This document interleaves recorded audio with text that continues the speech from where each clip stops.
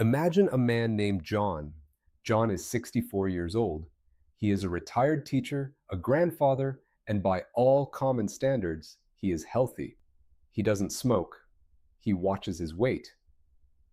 He even walks 3 miles every single morning.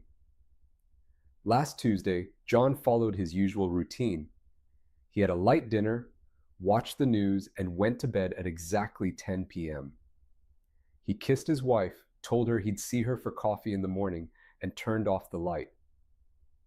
But John never saw that morning coffee.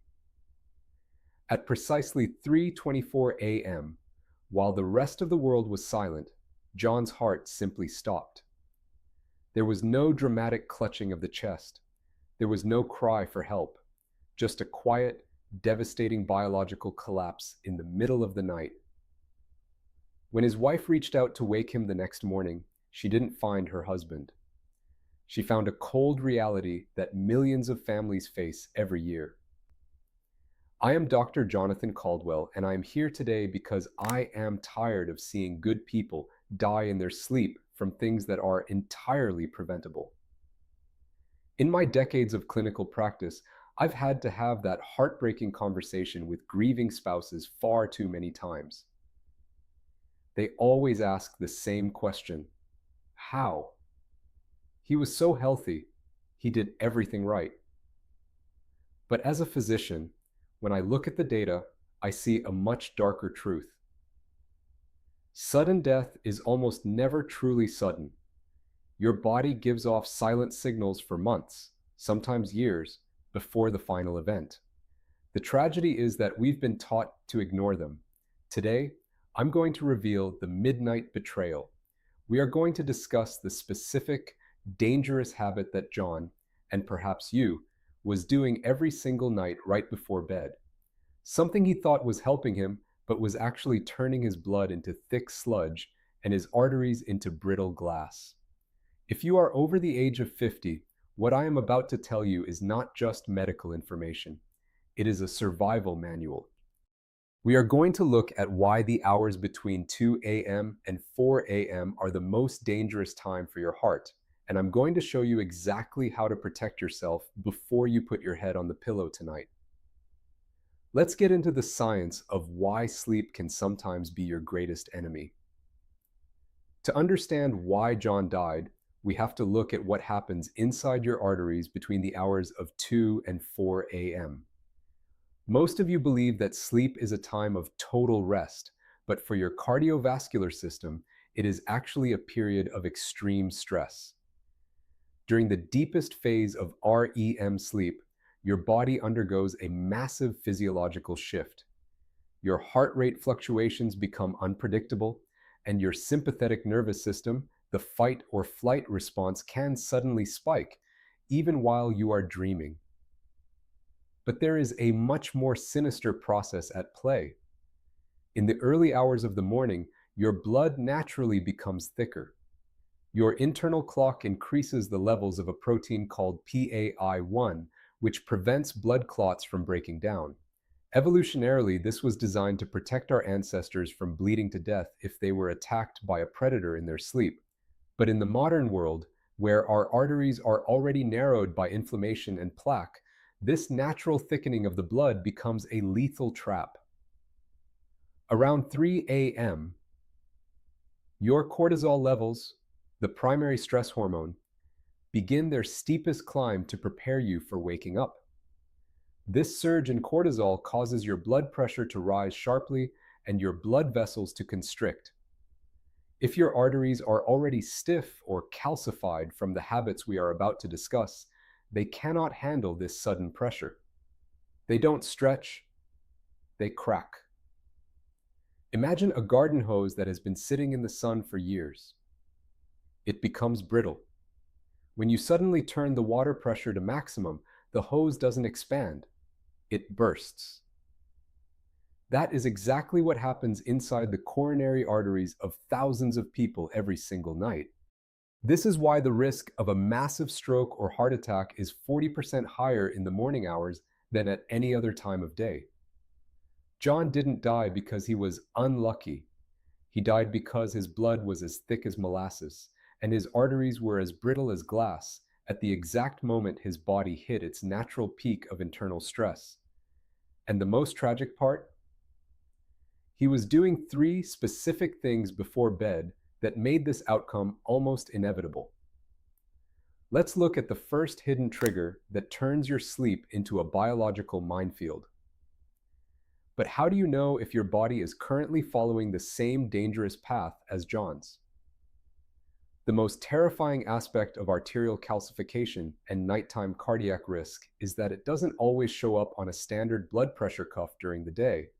You have to look for the subtle, physical roadmaps your body is drawing for you. One of the most scientifically backed signs is something called Frank's sign. Take a mirror tonight and look closely at your earlobes. Do you see a diagonal crease running from the lower part of your ear canal to the edge of the lobe? Multiple clinical studies have linked this specific crease to an increased risk of coronary artery disease and peripheral vascular issues. It's a sign that your microvessels are losing their elasticity. Next, grab a measuring tape and check your neck circumference. For men, a neck size over 17 inches, and for women, over 16 inches, is a massive red flag for obstructive sleep apnea. Even if you think you are just snoring, that thick neck tissue is physically collapsing your airway every time you enter deep sleep, starving your heart of oxygen at the exact moment its workload spikes. Finally, I want you to pay attention to your ankles at the end of the day. Do you see deep indentations from your socks? Edema, or fluid retention, is a silent signal that your heart's pumping efficiency is struggling to keep up with the fluid volume in your system. If you combine these physical markers with frequent night sweats or waking up with a racing heart, you aren't just having a bad dream, you are experiencing a physiological emergency. Your body is screaming for a change before the clock hits 3 a.m. If you identify with any of these physical warning signs, the next step is not to panic, but to get the right data. You cannot fix what you do not measure, and unfortunately, a standard physical exam often misses the early warning signs of a midnight event.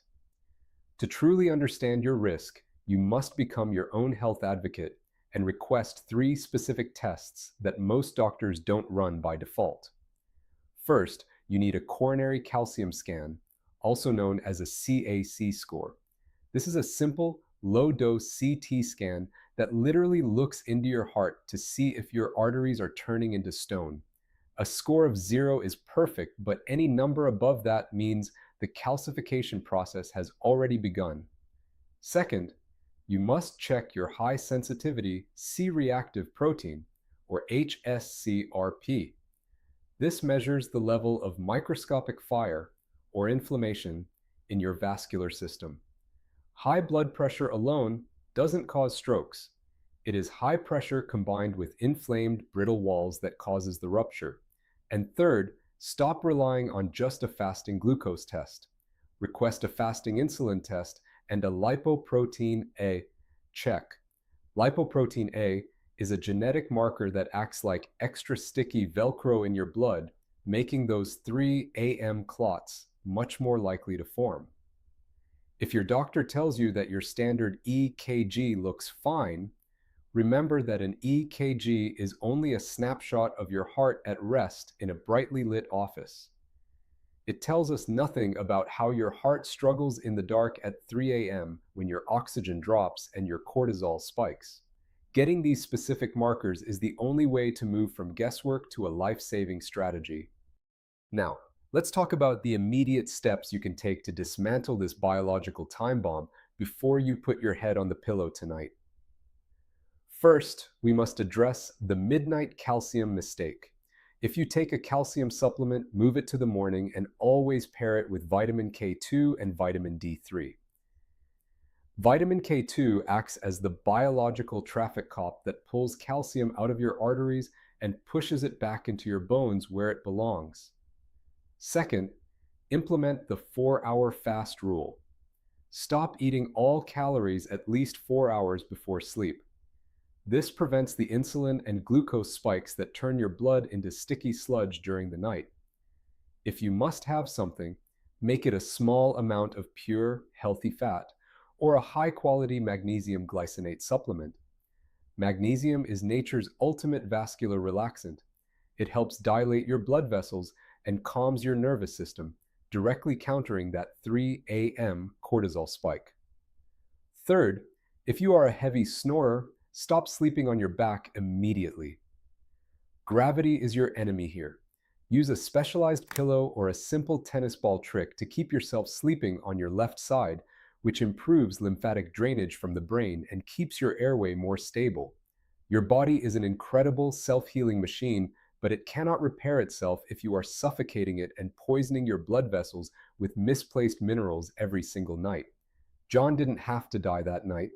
If he had known these simple shifts, he could have woken up to that morning coffee for another 20 years. Don't let your story end in the dark.